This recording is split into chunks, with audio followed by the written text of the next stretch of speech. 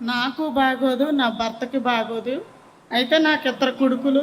నా పెద్ద కొడుకు గత సంవత్సరం 2017వ తారీఖున 1వ నెల యాక్సిడెంట్ అయింది, చనిపోయాడు, స్పాట్ డెడ్.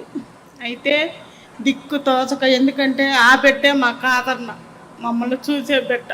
ఎందుకంటే పెళ్ళిళ్ళు కాలేదు పిల్లలిద్దరు.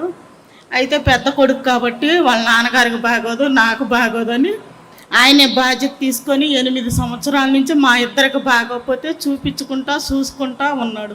అట్టాటి బిడ్డ కోల్పోయలేకే దిక్కు తోసక, ఏ సాయం లేక అన్యాయం అయిపోయి అల్లాడిపోతున్న సమయంలో మన వైట్ గ్రామానికి వెంకట్రావు గారు వైట్ ప్రెసిడెంట్ ఉన్నారు.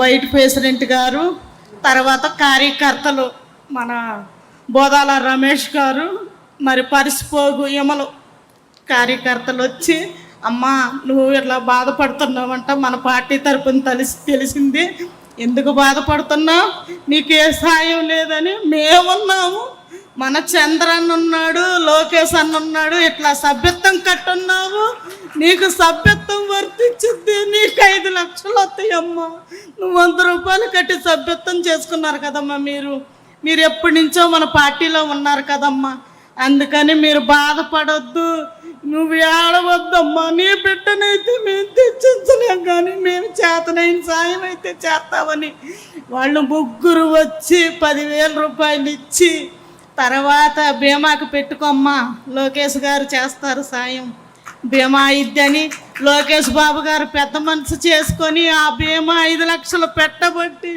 ఆ 5 లక్షలను మాకు అందబట్టి నా చిన్న కుమారుడికి పెళ్లి చేసుకొని నా ఆర్థిక పరిస్థితులన్నీ తీర్చుకొని మేము ఇలా ఉన్నామంటే చంద్రబాబు గారు, లోకేష్ బాబు నా పుట్టింటి వాళ్ళలాగా ఆదుకున్నారు, నా తోడ పుట్టిన వాళ్ళలాగా.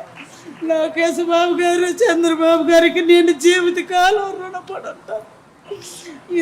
నా జీవితం అంతా ఈ పార్టీకే నేను నిలబడతానని నేను హామీ ఇస్తున్నాను. ఈ పార్టీయే జీవితకాలం రావాలని కోరుకుంటూ మనస్ఫూర్తిగా